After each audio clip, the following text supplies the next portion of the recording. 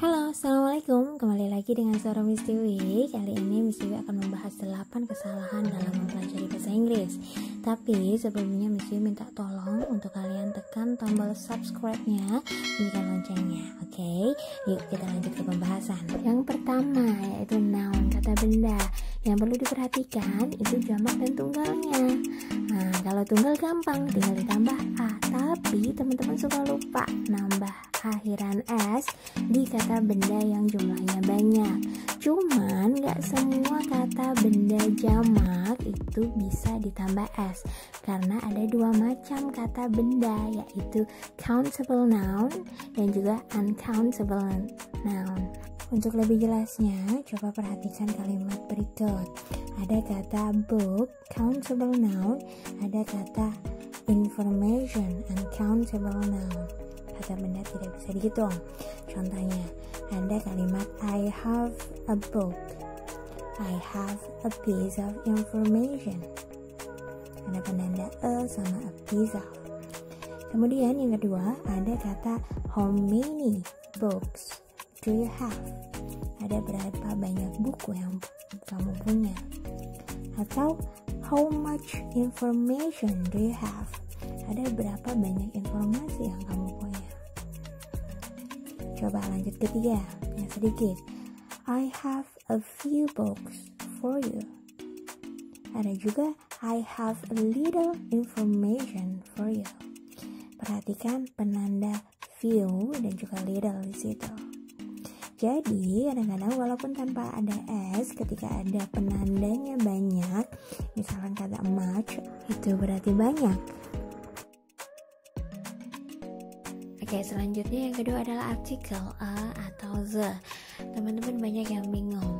A itu adalah undefinite, penanda tak pasti. Sedangkan the itu definite, penanda pasti. Bring me a dress, berarti yang diajak ngomong belum tentu paham dress yang mana. Kalau mau yang pasti itu bring me the pink dress. Kalau nggak ada pinknya boleh nggak Miss? Boleh aja, cuman kalau mau pakai bring me the dress itu pastikan yang kamu ajak ngomong itu paham dress yang mana.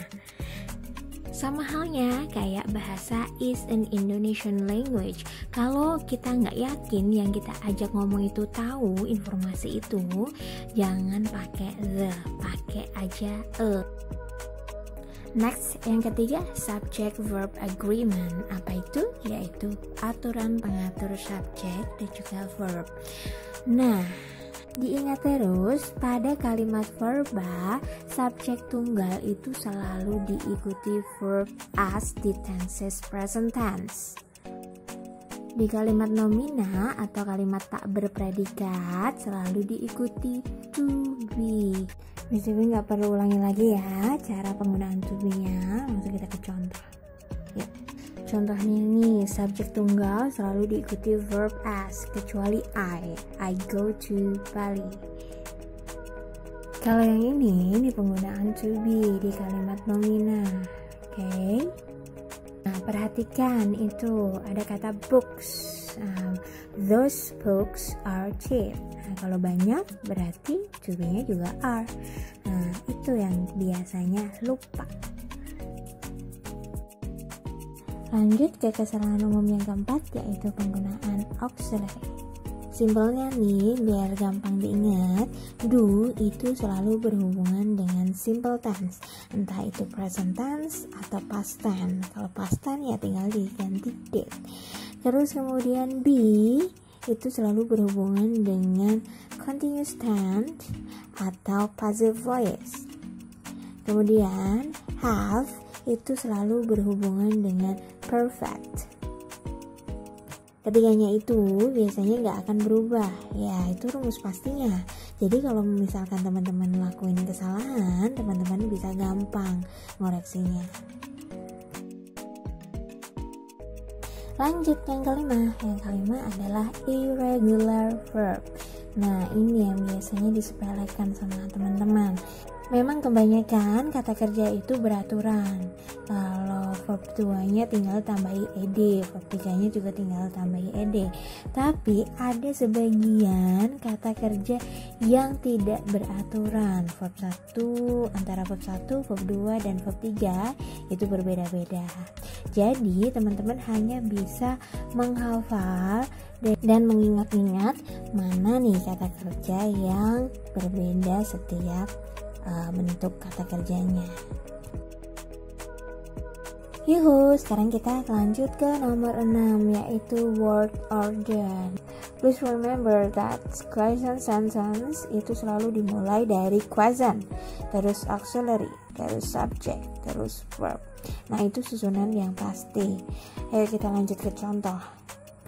Jadi bukan where she is watching, tapi dibalik. Auxiliary dulu baru subject. Where is she watching? Begitu. Dan kabar baiknya, susunan ini berlaku pada kalimat pertanyaan di semua tenses. Jadi diingat ya, jangan sampai salah tempatnya.